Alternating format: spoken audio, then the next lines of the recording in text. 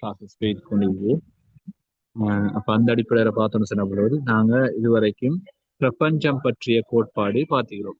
ரைனா, பிரபஞ்சம் பற்றிய கோட்பாடு பார்த்திருக்கிறோம். அப்ப அந்த அடிப்படையில பார்த்தோம்னு சொன்னா பாருங்க, இன்றைக்கு மனிதன் பற்றிய கோட்பாடு பார்க்க போறோம். மனிதன் என்றால் என்ன, அவனை பத்தி இஸ்லாம் என்னென்ன கோட்பாடுகள் வச்சிருக்குது, என்னென்ன நம்பிக்கைகளை நாம் வச்சிருக்குன்னு சொல்லி இன்றைய கிளாஸ்ல பார்ப்போம். பாரு சரியா? ரைட், பாருங்க. முதலாவது மனிதன் பற்றி இஸ்லாமிய கண்ணோட்டம் சொல்ல போல, முதலாவது மனிதன் பற்றி பிற மதத்து கொள்கைகள் என்ன சொல்றாங்க அப்படி சொல்லி தான் பார்க்க போறோம். பாருங்க, முதலாவது பாருங்க, மனிதன் பற்றிய பிற மத கொள்கைகள் கோட்பாடுகள் எப்படின்னு சொன்னா, முற்பிறவியில் செய்த கர்ம வினைகளை அனுபவிக்க மனிதன் பிறக்கிறான் அப்படின்னு சொல்லி பௌத்த மதத்தை சேர்ந்தவங்க சொல்றாங்க. இல்லைன்னா பௌத்த மதத்தை சேர்ந்தவங்க சொல்றாங்கன்னா, ரைட், மனிதன் என்பவன் முன்னால் ஒரு பிறவி ஒன்று கொடுக்கப்பட்டிருக்கும். அந்த பிறவின்ற அவன் செஞ்ச பாவங்கள் எல்லாம் அனுபவிக்கக்கூடிய விதமாக தான் பின்னால் அவனுக்கு இன்னொரு பிறவி பிறக்கப்பட்டிருக்கும். அந்த பிறவில இவனை சிறுவான் அந்த பாவத்தை அனுபவிக்கக்கூடிய விதமாக அவன் பிறந்திருப்பான், மறுபிறவி எடுத்திருப்பான் அப்படின்னு சொல்லப்படுது. இல்லைன்னா அப்ப இதை சொல்லுவோம், முற்பிறவியில் செய்த கர்ம வினைகளை அனுபவிக்க மனிதன் பிறந்திருக்கிறான்னு சொல்லி யாரு பௌத்த மதத்தை சேர்ந்தார்கள் சொல்லுவாங்க. ரைட், அதே மாதிரி ஆதம் ஏவாளின் பாவத்தை சுமந்தவனாக மனிதன் பிறக்கிறான்னு சொல்லி கிறிஸ்தவ சமயத்தை சேர்ந்தவங்க சொல்றாங்க. ரைட்டா?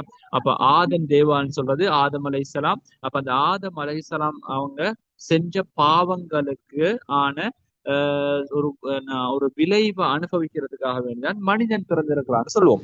விளைஞ்சா உதாரணமாக ஆதம் அலைஹிஸ்ஸலாம் என்னமான ஒரு பாவம் செஞ்சுக்கிறான்னு சொன்னா அந்த பாவத்துடைய பிரதிபலன் அனுபவிக்கக்கூடியவாறு தான் மனிதன் பிறந்திருக்கிறான் இந்த உலகத்துலன்னு சொல்லி கிறிஸ்தவ சமயத்தை சேர்ந்தவங்க சொல்லுவாங்க. அப்ப இப்படி ஒவ்வொரு சமயத்தை சேர்ந்தவங்களும், ஒவ்வொரு கொள்கைகளை சேர்ந்தவங்களும், ஒவ்வொரு கோட்பாடுகளை சேர்ந்தவங்களும் இப்படியாப்பட்ட ஒவ்வொரு விதமான கருத்துக்களை சொல்லி கொண்டிருந்தான்னு சொன்னாலும், இஸ்லாம் மதம் சொல்றது அவனுக்கு மனிதனுடைய தோற்றம் பற்றியும் அவனுடைய வளர்ச்சி பற்றியும் வேற கருத்துக்களை சொல்லி கொண்டு இருக்குது. சரியானே? பாருங்க, டார்வின் சொல்றவன் சொல்றா, மனிதன் என்பவன் பேசும் குரங்கு. மனிதன் என்பவன் பேசும் குரங்குன்னு சொல்றது. அப்ப யாரு பிள்ளைன்ற யாரு பேசும் குரங்கு? யார் யார் பேசும் குரங்கு?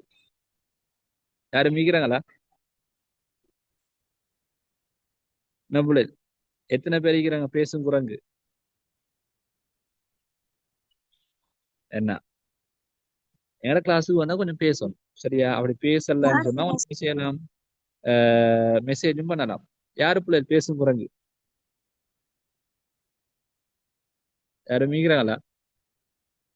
இல்ல சார். இல்லைன்னா ரைட். அப்ப டார்வின்ஸ் என்பவனுடைய கருத்தை என்னன்னு சொன்ன பிள்ளைகள் பேசும் குரங்குன்னு சொல்றான் மனிதன். அதே மாதிரி பாருங்க, கால்மாஸ்ன்னு சொல்றவன் ஒரு என்ன தத்துவவியலாளர். இப்ப இவன் என்ன சொல்றான்னு சொன்னா, மனிதன் என்பவன் ஒரு பொருளாதார பிராணி. விளைச்சா? அப்ப அவன் என்ன செய்யறான்? பொருளாதாரம், சல்லி, பணத்தை தேடி என்ன செய்வான், எந்த நேரம் ஓடிக்கொண்டிருப்பான் அப்படின்னு சொல்லி என்ன சொல்றான், கால்மாஸ் சொல்லி கொண்டு இருக்கிறான். அதே மாதிரி சமூகவியலாளர் என்ன சொல்றாங்கன்னு சொன்னா, மனிதன் என்பவன் ஒரு சமூக பிராணின்னு சொல்லி ஒவ்வொருத்தரும் ஒவ்வொரு விதமாக கருத்துகள் முன் வச்சு கொண்டு இருக்கிறாங்க. இப்ப இஸ்லாம் மதம் என்ன சொல்லுதுன்னு சொன்னா, இவங்க சொல்லக்கூடிய ஒவ்வொரு கருத்துகளுக்கும் மாற்றமான சில கருத்துகள் சொல்லி கொண்டு இருக்குது. இஸ்லாம் என்ன சொல்லுது? முதலாவது பாருங்க, மனிதனுடைய தோற்றம் பற்றி இஸ்லாம் என்ன சொல்லுதுன்னு சொன்னா, நிச்சயமாக ஆரம்பத்தில் முதல் மனிதரை களிமண்ணின் சக்தியிலிருந்து திருஷ்டோம். அப்ப களிமண் இருக்குது, அந்த களிமண்ணின் சக்தியிலிருந்து தான் முதல் மனிதன் ஆதம் அலைஹிஸ்ஸலாம் அவங்கள நாங்க படைச்சோம்னு சொல்லி, களிமண்ணினாலதான் படைச்சோம்னு சொல்லி இஸ்லாம் சொல்லி கொண்டு இருக்குது. முதல் மனிதனை களிமண்ணின் சக்தியிலிருந்து படைச்சோம். அதுக்கு பின்னால வந்த மனித சமூகத்தை எப்படி செஞ்சோம்னு சொன்னா, அந்த 2 மனிதர்களையும், முதல் மனிதன் ஆதம் அலைஹிஸ்ஸலாத்தையும் ஹவ்வா அலைஹிஸ்ஸலாத்தையும் படிச்சு அவங்க 2 பேருடைய ரத்தத்திலிருந்து தான் என்ன செஞ்சோம், அடுத்த மனிதர்கள் எல்லாரையும் படைத்தோம்னு சொல்லி இஸ்லாம் சொல்லி கொண்டிருக்குது. பாருங்க, இரத்த கட்டியிலிருந்து படைத்துள்ளான், அதே மாதிரி ஒரு ஆண் ஒரு பெண்ணிலிருந்து படைத்துள்ளான்னு சொல்லி ஏனைய மனிதர்களை இஸ்லாம் என்ன செய்யுது, சொல்லி கொண்டிருக்குது. அப்ப முதல் மனிதனை களிமண்ணின் சக்தியிலிருந்தும் அதுக்கு பின்னால வந்த மனிதர்களை இரத்த கட்டியிலிருந்தும் படைத்தன்னு சொல்லி இஸ்லாமிய மார்க்கம் சொல்லி கொண்டிருக்குது. சரியான ரைட். அதே மாதிரி பாருங்க, மனிதன் அல்லாஹ்வினால் அறிவூட்டப்பட்ட நிலைமையிலேயே உலகுக்கு அனுப்பப்பட்டுள்ளான். இது என்ன சொல்றது, இஸ்லாம் சொல்லக்கூடிய மனிதன் பற்றிய கோட்பாடு. அப்ப எப்படி அல்லாஹ் தாலா அந்த சுவர்க்கத்துல மனிதனை படைச்சானோ அப்படி படைச்சிட்டு அந்த மனிதனுக்கு கற்றுக் கொடுக்கக்கூடிய ஒரு அதிகாரத்தையும் யாரு எடுத்தான்னு சொன்னா அல்லாஹ் தான் எடுத்தான். அப்படின்னு சொன்னா எப்படி? ரைட். அல்லாஹ் எடுத்தா என்ன சொன்னா எப்படி ஆசிரியராக மனிதனுக்கு ஆசிரியராக முதல் ஆசிரியராக யார் இருந்த புள்ளில்? மனிதனுக்கு முதல் ஆசிரியராக யார் இருந்த? இந்த ஆதம் நோட்ஸை அலை பார்த்து மனிதனுக்கு முதல் ஆசானாக யார் இருந்த? ஆதம் அலைஹிஸ்ஸலாம் ஒரு மனிதன் இல்லையா? அல்லாஹ் தானே கற்றுக் கொடுக்கிற பேரெல்லாம் பொருள்ட. அதான் சொல்றேன். ஆதம் அலைஹிஸ்ஸலாத்துக்கு கற்றுக் கொடுத்து யாருன்னு சொன்னா அல்லாஹ் தாலா. எனவே மனிதர்களுடைய முதல் ஆசான் யாருன்னு சொன்னா அல்லாஹ் தாலா தான்.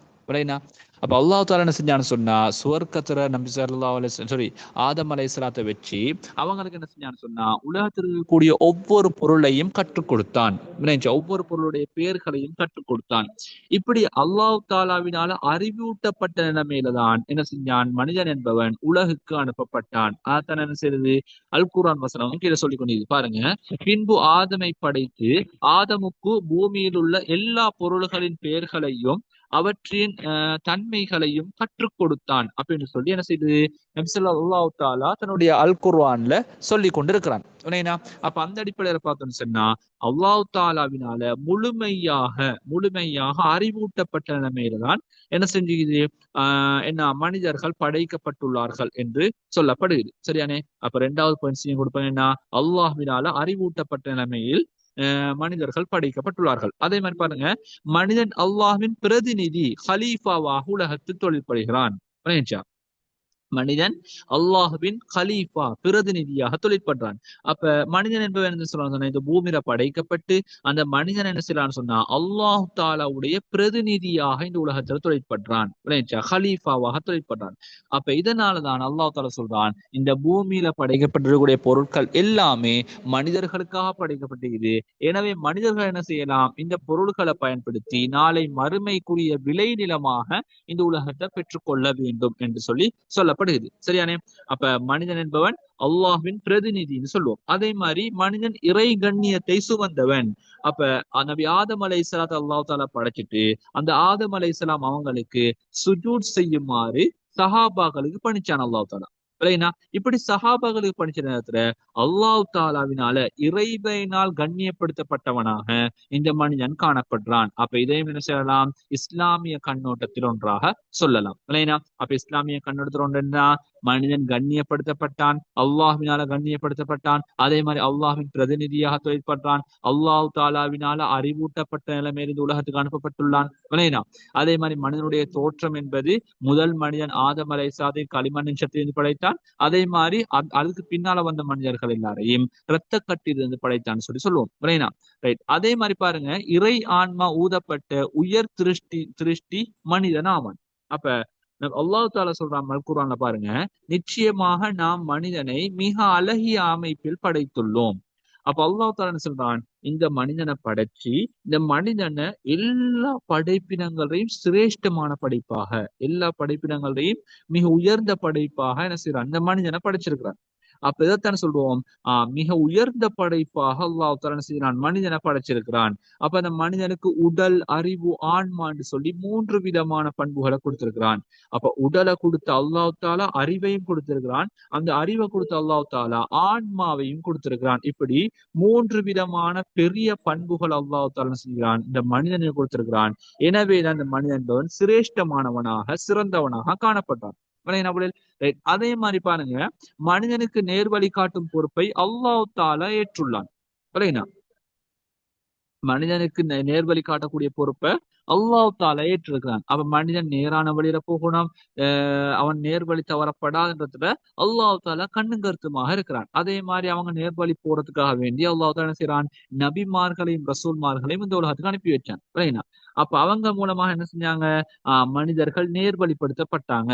அப்ப ஒவ்வொரு சமூகம் நேர்வழிப்படுத்துறதுக்காக வேண்டி அல்லாஹ் தஆலா நபிமார்களையும் ரசூல்மார்களையும் அனுப்பி வச்சான். அப்ப எதை சொல்லுவோம்னா மனிதர்களுக்கு நேர்வழிப்பாட்டக்கூடிய பொறுப்பை அல்லாஹ் தஆலா ஏற்றிருக்கிறான்னு சொல்லி.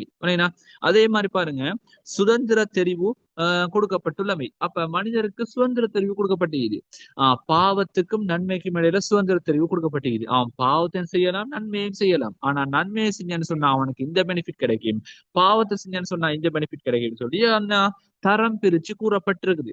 அப்ப இதை வச்சு அவன் என்ன செய்யலாம், சுதந்திரமான தெரிவு கொடுக்கப்பட்டிருக்குது மனிதனுக்கு. ரைட். அதே மாதிரி பாருங்க, மனிதனின் கடமைகள் பொறுப்புகள்னு சொல்லி இஸ்லாம் சில கடமைகள் பொறுப்புகளை மனிதனுக்கு கொடுக்குது இருக்குது. அந்த அடிப்படையில பார்த்தோம்னு சொன்னா பாருங்க, மனிதனுக்கு கொடுக்கப்பட்ட கடமைகள் பார்த்தோம்னா முதலாவது இபாதத் கடமை. இபாதத் என்ன பிள்ளைகள்? இபாதத் என்ன? வணக்க வழிபாடு. வணக்க வழிபாடுகள் என்ன? அப்ப நாங்க அன்றாடம் தொழுகிறது, ஓதுறது, ஜிக்கர் செய்யறது, சலவாத் செல்றது, சதக்கா கொடுக்கறது, தான தர்மங்கள் கொடுக்கறது. அப்ப இதெல்லாம் யாருக்காக வேண்டி செய்யறோம்? அல்லாஹ்வுக்காக செய்யறோம். அல்லாஹ்வுக்காக வேண்டி செய்யறோம். என்ன?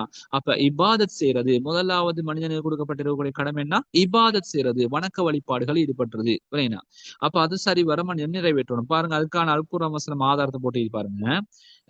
நான் மனித வர்க்கத்தையும் ஜின் வர்க்கத்தையும் என்னை வணங்குவதற்காக வேண்டிய அன்றி படைக்கவில்லைன்னு சொல்லி அல்குர்ஆன் வசனம் வந்து. அப்ப மனித வர்க்கத்தையும் தான் ஜின் வர்க்கத்தையும் தான் அல்லாஹ் தாலா படைச்சிருக்கிறது. என்ன? அவனுக்கு வணங்குறதுக்காக வேண்டிய அன்றி தான் படைச்சிருக்கிறான். வணங்குறதுக்காக வேண்டி மட்டும்தான் படைச்சிருக்கிறான். அப்ப அந்த அடிப்படையில் பார்த்தோம்னு சொன்னா இபாதத் என்பது மனிதனுக்கு வழங்கப்பட்டிருக்கக்கூடிய ஒரு கடமை. சரியானே? ரைட். அதே மாதிரி பாருங்க, அடுத்தது இமாரத். இமாரத்னு சொன்னா என்ன பிள்ளை? இமாரத்துண்டா பூமியை வளப்படுத்த. பூமியை வளப்படுத்துறது. பூமியை வளப்படுத்துறன்னா ரைட், பூமியை சுத்தமாகவும் சுகாதாரமாகவும் வச்சுக்கொள்றது. ரைட். அதை என்ன, அந்த பூமியை பயன்படுத்தி அதை என்ன செய்யறது, விளைச்சல்களை பெற்று அந்த விளைச்சல்கள் மூலமாக பணத்தை சம்பாதிக்கிறது. விளங்கினா? எது சொல்லுவோம்? இமாரத்துடைய பொறுப்பு. அப்ப இதன் மூலமாக பணம் சம்பாதிச்சு என்ன செய்யலாம், மனிதன் அன்றாட வாழ்வாதாரத்தை தேடிக்கொள்ளலாம். அப்ப இதுவும் ஒரு கடமையாக என்ன செஞ்சுது, மனிதனுக்கு கொடுக்கப்பட்டது. அப்ப முதலாவது கடமை இபாதத்துடைய கடமை, இரண்டாவது இமாரத்துடைய கடமை, பூமியை வளப்படுத்துதல். பூமியை வளப்படுத்தணும் சொல்லக்கூட அவளுக்கு என்ன செய்யலாம், பூமியை சுத்தமாகவும் சுகாதாரமாகவும் வச்சுக்கொள்றது. அதே மாதிரி பூமியை பயிரிடுவதற்காக வேண்டி நட்டுறதுக்காக வேண்டி பயன்படுத்துறது.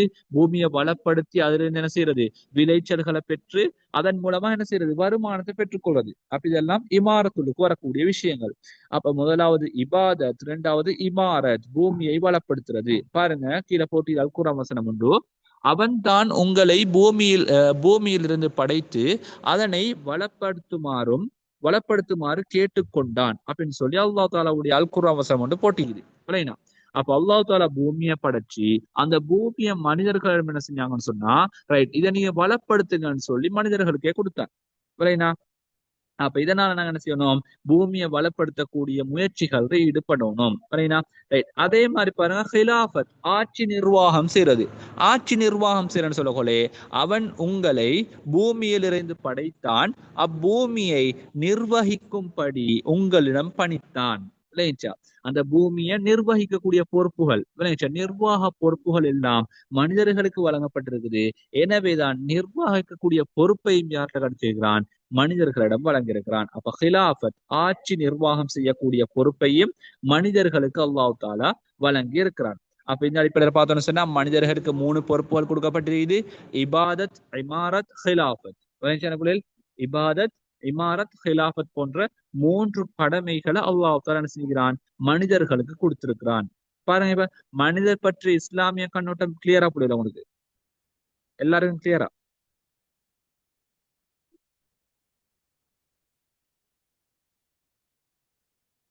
என்ன? ரைட், ஓகே, எல்லாருக்கும் கிளியர். என்ன? ரைட். என்னமான சந்தேகம் அளிக்குதா?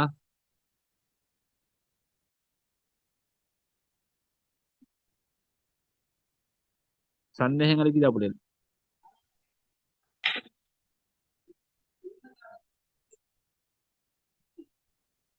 எங்க புரியல்? சத்தம் இல்ல. சக்கீனத்தா போகக்கூடாது.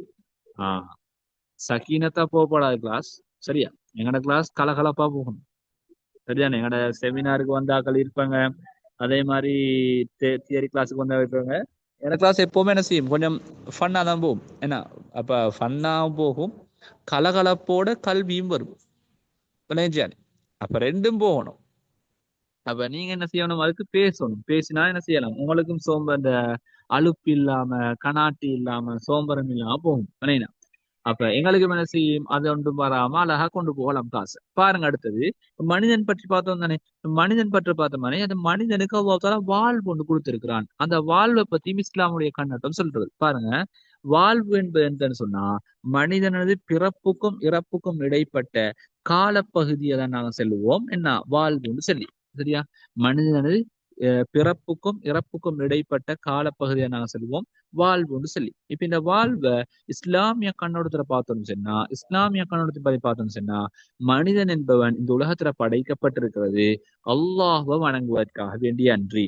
சரியா? அல்லாஹ்வை வணங்குறதுக்காக வேண்டிய மனிதன் முழுமையாக படைக்கப்பட்டிருக்கிறான். அப்ப அந்த அடிப்படையில பார்த்தோம்னு சொன்னா மனிதன் என்பவன் இந்த உலகத்துல அல்லாஹ் வணங்கணும், அதே மாதிரி அவனை எந்த நேரமும் எந்த நேரத்திலும் என்ன செய்யணும், தியானம் செய்யணும், அதே மாதிரி அவனை வணங்கி வழிபட்டு அவன் கட்டளை பிரகாரமே வாழணும் என்பதற்காக வேண்டியான் மனிதனுடைய வாழ்வு என்பது இந்த உலகத்துல கொடுக்கப்பட்டிருக்குது. பாருங்க, பிரபஞ்சம் மனிதனுக்காக படைக்கப்பட்டுள்ளதால் அதனை உணர்ந்து பயன்படுத்த வேண்டும். அப்ப பிரபஞ்சம் என்பது மனிதனுக்காக வேண்டி படைக்கப்பட்டிருக்குது, உலகம் என்பது மனிதனுக்காக வேண்டி படைக்கப்பட்டிருக்குது. இந்த உலகத்தில் காணப்படுகிற மரம் செடி கொடிகளாக இருக்கலாம், ஜீவராசிகளாக இருக்கலாம், அதே மாதிரி ஊர்வனங்களாக இருக்கலாம், விளங்கிச்சா பிராணிகளாக இருக்கலாம், எல்லாமே எதுக்காக வேண்டி படைக்கப்பட்டிருக்குன்னு சொன்னா மனிதனுக்காக வேண்டி படைக்கப்பட்டிருக்குது. அப்ப இந்த மனிதனுக்காக வேண்டி படைக்கப்பட்டிருக்கக்கூடிய பொருள்கள் எல்லாத்தையும் அவன் உணர்ந்து நாளை மறுமைக்கு பொருத்தமானதாக மாற்றணும். இப்படி மாத்தினு சொன்னாதான் என்ன செய்யலாம், இந்த உலகத்தை அவன் என்ன செய்யலாம், பிரயோசனம் உள்ள உலகமாக மாற்றிக்கொள்ள இயலும், நாளை மறுமைக்குரிய விளை நிலமாக மாற்றிக்கொள்ளலாம். அதே மாதிரி பாருங்க, உலக வாழ்வை சமநிலையாக அமைத்துக் கொள்ள வேண்டும். அப்ப உலக வாழ்க்கையை சமநிலையாக அமைத்துக் கொள்ளணும். அப்ப முழுமையாக அல்லாஹ் தாலாவுக்கு இபாத் மட்டும் செஞ்சு போதாது, மனிதர்களுக்கு நிறைவேற்ற வேண்டிய கடமைகளும் சரியான முறை நிறைவேற்றன்னு சொன்னாதான் என்ன செய்யலாம், சமநிலையாக இந்த உலகத்தை மாற்றிக்கொள்ளலாம். அப்ப உலகத்தையும் அனுபவிக்கணும், அல்லாஹ் தாலாவுடைய நிறைவேற்ற வேண்டிய கடமைகளையும் சரிவர நிறைவேற்றணும். எனவேதான் உலக சமநிலை தன்மை கொண்டதாக அவன் அமைத்துக் கொள்ள வேண்டும் சொல்லி இஸ்லாம் சொல்லுது. அதே மாதிரி பாருங்க, இந்த உலக வாழ்க்கை சோதனை களமாகும். அதே மாதிரி இதுல பூரணமான கூலி பெற முடியாது. அப்ப இந்த உலக வாழ்க்கைன்னு சொல்றது ஒரு சோதனை களம். அப்ப ரசூலுல்லாஹ் சொன்னாங்க, உலக மீன்களின் சிறைச்சாலையும் காஃபிர்களுடைய சுவனமும் ஆகும்னு சொன்னாங்க. அப்ப அந்த அடிப்படையில் பார்த்தோன்னு சொன்னா இந்த உலகம் என்பது மீன்களுடைய சிறைச்சாலை. அப்ப முஸ்லீம் சிறைச்சாலைன்னு சொல்லக்கூட சிறைச்சாலையில நீங்க சந்தோஷமாய்ப்பாங்க, சந்தோஷமாய்ப்பாங்க. என்ன கவலையோட கஷ்டத்தோட என்ன கவிதைகள் என்ன வரைஞ்சு கொண்டு இருப்பாங்க. என்ன அப்ப இதைத்தான் சொல்லுவோம் பிள்ளைகள். அப்ப மீன்களுடைய சிறைச்சாலை. அப்ப சிறைச்சாலைன்னு சொல்லக்கூடிய சோதனைகள் நிறைந்ததாக இருக்கும், கஷ்டங்கள் நிறைந்ததாக இருக்கும். அப்ப இந்த கஷ்டங்கள் சோதனைகள் போது பொறுமையாக இருந்து நாளை மறுமையை நோக்கமாக வச்சு இந்த உலகத்தை வாழணும். இதுதான் இஸ்லாமிய கண்ணோட்டமாக இருக்குது. அதே மாதிரி இந்த உலகத்துல பூரணமான கூலி எதுக்கும் எடுக்கலாம். அப்ப அவன் நன்மை செஞ்சாலும் சரி, தீமை செஞ்சாலும் சரி, அந்த நன்மை செய்யறதுக்கும் பூரணமான கூலி எடுக்கலாம், தீமை செய்யறதுக்கும் பூரணமான கூலி எடுக்கலாம். அப்போ ஒருத்தன் சொல்றேன்னா, ரைட், நான் இத்தனை கார் என்ன செஞ்சுக்கிறேன், உலகத்துல வாங்கிக்கிறேன். அப்ப அந்த கார் வாங்கினதுக்கான எந்த ஒரு பெனிஃபிட்டும் இந்த உலகத்துல அவனுக்கு பூரணமாக எடுத்துக்கொள்ளலாம். அதே மாதிரி ஒருத்தன் செய்யறான், ரைட், இத்தனை லட்சத்தை நான் சதக்கா கொடுத்திருக்கிறேன். அப்ப அந்த சதக்கா கொடுத்தேன்னு சொன்னா முழுமையான சதக்காவுடைய கூலியையும் இந்த உலகத்துல பெருக்கொள்ளலாம். அப்ப முழுமையான கூலி எங்க கிடைக்கும்னு சொன்னா நாளை மறுமையில தான் கிடைக்கும். அப்ப இந்த உலகம் என்பது பூரண கூலி கிடைக்க முடியாத ஒரு உலகம். சரியா? இதுவுமே நான் இஸ்லாம் சொல்லக்கூடிய ஒரு கண்ணோட்டம். அதே மாதிரி பாருங்க, இந்த உலக வாழ்க்கையை பயன்படுத்தி மறுமையை தேட வேண்டும். அப்ப இந்த உலக வாழ்க்கையை பயன்படுத்தி மனிதன் என்ன செய்யணும், அல்லாஹ் தாலாவுடைய நிபந்தனைகளையும் அவனுடைய நியதிகளையும் பயன்படுத்தி இந்த உலக வாழ்க்கையை பயன்படுத்தி என்ன செய்யணும், நாளை மறுமைக்குரிய விளை நிலமாக இதை பெற்றுக்கொள்ளணும். அதான் அடுத்தது போட்டி பாருங்க, இந்த உலக வாழ்க்கை மறுமையின் விளை நிலம். அப்ப இதை பயன்படுத்தி ஒருத்தன் என்ன செய்வான், இந்த உலகத்துல நல்ல அமல்களை செஞ்சு வாழ்ந்தான்னு சொன்னா நாளை மறுமையுடைய வாழ்க்கை அவனுக்கு என்ன செய்யும், நல்ல வாழ்க்கையாக இருக்கும். நாளை மறுமையுடைய வாழ்க்கை சுதந்திரமானதாகவும் சுபீட்சமானதாகவும் அமையும். அப்ப இந்த உலக வாழ்க்கையை அவன் தீமையாக மாற்றிக்கொண்டான்னு சொன்னா நாளை மறுமையுடைய வாழ்க்கை என்ன செய்யும், அவனுக்கு கஷ்டமானதாக மாறிடும். என்ன அப்ப இதைத்தான் சொல்லுவோம், மறுமை வாழ்க்கை பற்றியதான இஸ்லாமிய கண்ணோட்டம். கிளியரா பிள்ளைகள்? இதெல்லாம் என்ன பிள்ளைகள் கிளியரா? Right, okay. அப்ப இதோட என்ன செய்யணும், இதோட அவங்கள என்ன செய்யுது, ஃப்ரீ கிளாஸ் முடியுது. 2028 பிள்ளைகளுக்கான ஃப்ரீ கிளாஸ் முடியுது. அப்ப நாங்க அடுத்த கிளாஸ் இன்ஷா அல்லாஹ் இந்த ஃபெஸ்ட் யூனிட்டுக்கான எக்ஸாம் பேப்பர் செஞ்சு பார்ப்போம். பிள்ளைகள், எங்களோட டேர்ம் எக்ஸாம் அந்த எங்களோட கிளாஸ் அமைப்பு இப்படிதான் போகும். சரியா? ஒவ்வொரு யூனிட் முடிய எக்ஸாம் பேப்பர் தருவேன். அந்த எக்ஸாம் பேப்பரை செஞ்சு பார்ப்பங்க. அதை அப்படியே என்ன செய்வோம், இந்த கிளாஸ்ல கொண்டாந்து டிஸ்கஸ் பண்ணுவோம். எப்படி செய்யலாம், எப்படி ஐடியா போகும் பாருங்க. ஃபர்ஸ்ட் இயர் நீங்க ஒவ்வொரு பேப்பருக்கும் நான் இப்படி பழக்கி பழக்கி வார நேரம் நீங்க என்ன செய்வாங்க, செகண்ட் இயர் ஆறுனதுக்கு சும்மா நார்மலா செஞ்சு கொண்டு போவாங்க ஒவ்வொரு பேப்பரையும். இப்ப எங்கட 2027 புள்ளி இருக்கிறாங்க. அவங்களோட மார்க்ஸை பார்த்தாங்கன்னு சொன்னா என்ன, ஒவ்வொரு டேர்ம் எக்ஸாம்லையும் அவங்க எடுக்கிற மார்க்ஸ் என்னன்னு சொன்னா 90க்கு மேலதான் போகுது. 90, 95 அப்படிதான் போகுது எங்கட கிளாஸ்ல வர பிள்ளைகள். அப்ப அவங்களுக்கு என்ன நாங்க ட்ரைனிங் கொடுக்குறோன்னு சொன்னா இந்த பேப்பர் மெத்தட் தான். இல்லைண்ணா இப்ப லாஸ்ட் அவங்களுக்கு முன்னால அந்த கிளாஸ் தான் நடந்துச்சு. இப்ப அவங்க சொல்றாங்க என்ன, ரைட் சார் நீங்க தர நோட்ஸும் பெருமதியா இருக்குது, அதே மாதிரி அதை விட பெருமதி என்னன்னு சொன்னா நீங்க தரக்கூடிய பேப்பர் அதை நாங்க செஞ்சு பார்க்கிறோம், உங்கள்கிட்ட கரெக்ஷன் பார்க்கிறோம், ஆனாலும் எங்களுக்கு பெரிய அளவுல என்ன மார்க்ஸஸ் எடுக்க ஏழுமாக இருக்குது அப்படின்னு சொல்லி நிறைய பிள்ளைகள் சொல்றதை நான் கேட்டுக்கிறோம். இல்லைண்ணா அப்ப இன்ஷா அல்லா இந்தியாவோட உங்களுக்கு செய்யும் பிள்ளைகள் உங்களோட 2028 பிள்ளைகளுக்கான ஃப்ரீ கிளாஸஸ் முடியுது. இதுக்கு பின்னால வரக்கூடிய கிளாஸஸ் இன்ஷா அல்லா பேமெண்ட் ப்ராசஸா இருக்கும். சரியா, இந்த மந்த்ல இருந்து பேமெண்ட் ப்ராசஸ் நாங்க ஸ்டார்ட் பண்றோம். அப்ப விரும்பினாக்கள் சரியா உங்களுக்கு என்ன செய்யலாம், எங்களோட கிளாஸ்ல ஜாயின் ஆகிக்கொள்ள விரும்புறாக்கள் என்ன செய்யலாம், எங்களோட கிளாஸ்ல ஜாயின் ஆகலாம். உங்களுக்கு இதுதான் ஃபர்ஸ்ட் சரியான பிள்ளைகள். ஃபர்ஸ்ட்ல இதை நீங்க புடிச்சு கொண்டாங்கன்னு சொன்னா லேசான முறையில உங்களுக்கு என்ன செய்யலாம், எக்ஸாம சிட் பண்றது இன்னும் லேசா இருக்கும். நான் சொல்லுவேன் 100% உங்களுக்கு எடுத்தாரது என்கிட்ட பொறுப்பு. இல்லைனா எங்களுக்கு ஃபர்ஸ்ட்ல இருந்து நீங்க கிளாஸுக்கு வந்தாங்கன்னு சொன்னா 100% நான் ஷுவர் பண்ணுவேன். என்ன செய்யலாம், இன்ஷா அல்லா உங்களுக்கு எடுக்கிறதுல எந்த ஒரு சந்தேகமும் இல்லை. நான் சொல்ற அடிப்படையில நீங்க செஞ்சீங்கன்னு சொன்னா இல்லைனா அப்ப இன்ஷா அல்லா அப்படி விரும்புறாக்கள் சரியா ஜாயின் ஆக விரும்பினாக்கள் நான் இந்த கிளாஸ் முடிய இன்ஷா அல்லா ஒரு ஃபார்ம் ஒன்று போடுவேன். இன்றைக்கு இல்லாட்டி நாளை காலையில மார்னிங் நான் உங்களுக்கு ஃபார்ம் ஒன்று போடுவேன். அந்த ஃபார்மை ஃபில் பண்ணி எங்களோட கிளாஸ்ல ஜாயின் ஆகி கொள்ளலாம். சரியானே, ரைட். ஜஸாக்குமுல்லாஹ். அஸ்ஸலாமு அலைக்கும் வரஹ்மத்துல்லாஹி வபரகாத்துஹு. வேற என்ன டவுட்ஸ் இதா புள்ளைகள்?